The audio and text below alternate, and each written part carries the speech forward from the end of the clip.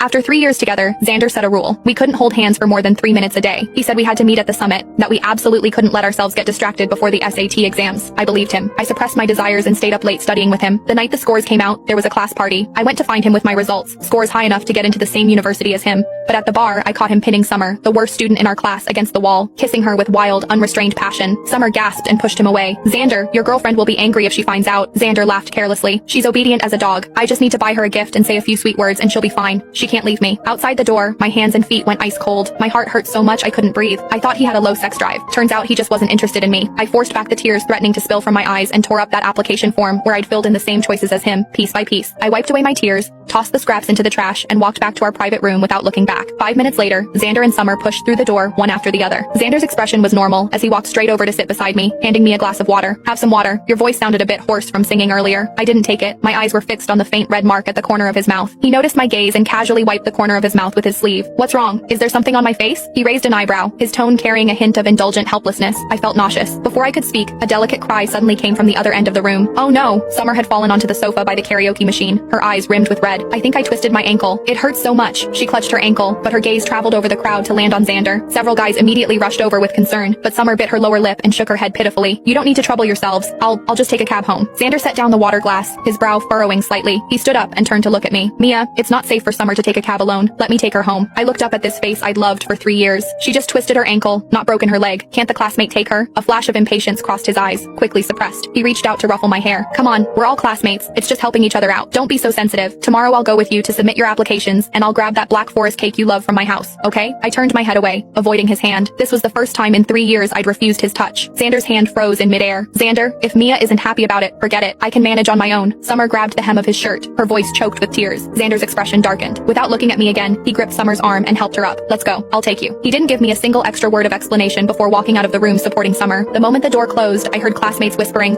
"Xander is way too good to Summer. I'm surprised Mia isn't even mad." When the party ended, it was already 10 at night. I walked the streets alone, passing by the corner convenience store that Xander and I used to frequent. My feet seemed nailed to the ground. Through the glass, I saw a young couple in school uniforms huddled together working on homework. The boy draped his jacket over the girl's shoulders, saying something in a low voice. I stood in the wind, my nails digging deep into the soft flesh of my palms. The sharp pain came, and my eyes instantly rimmed red, but I bit my lip hard, refusing to let the tears fall. Back home, I turned on my computer by the light of the street lamp streaming through the window. The screen lit up. In the center of the desktop was a folder named MIT Sprint. It contained scanned copies of every handwritten note Xander had made for me over these 3 years. My hand gripped the mouse, the cursor hovering over that folder for a full 30 seconds. Then I permanently deleted it. Just then, my phone on the desk suddenly lit up. It was a shopping link from Xander, a white floral dress. Immediately, a second message popped up. "Wear